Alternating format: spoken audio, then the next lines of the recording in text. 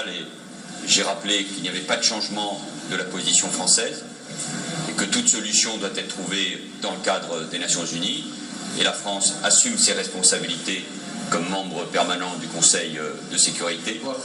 Tout d'abord, regardez, admirez toute cette presse qui est présente avec nous aujourd'hui.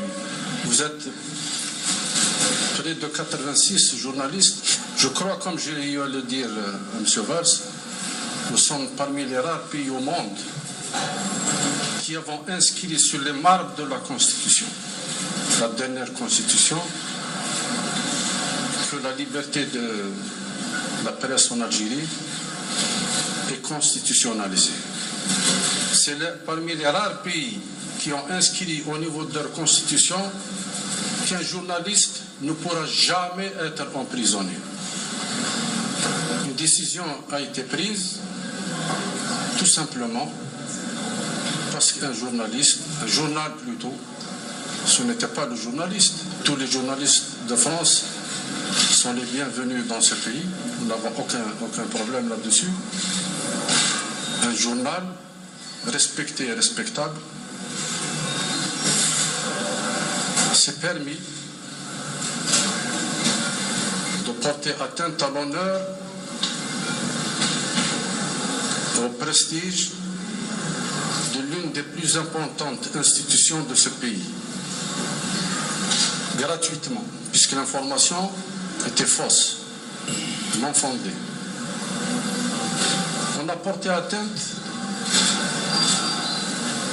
à un symbole de ce pays, au président de ce pays qui est connu pour avoir été tout jeune un des plus grands combattants pour le retour de l'indépendance du pays, qui est connu après l'indépendance pour avoir donné toute sa vie pour son pays.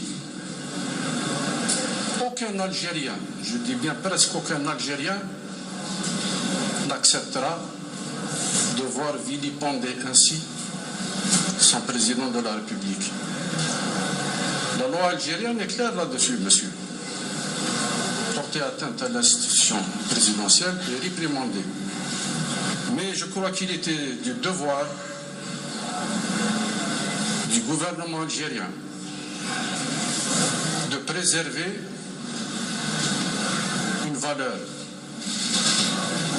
Notre plus grand problème actuellement, et l'une de nos tâches principales au niveau du gouvernement, c'est de lutter contre la culture de la haine. C'est une forme de haine quelque part. Porter ainsi préjudice au prestige d'une des plus hautes personnalités, ça fait partie de notre culture. Ça fait partie de notre culture. Donc, monsieur, sachez qu'on n'a pas touché à la liberté de la presse. On ne touchera jamais à la liberté de la presse. Et c'est un engagement solennel et définitif. Mais je crois qu'il nous est tous, à toutes et à tous, demandé de respecter les valeurs du prochain. Merci.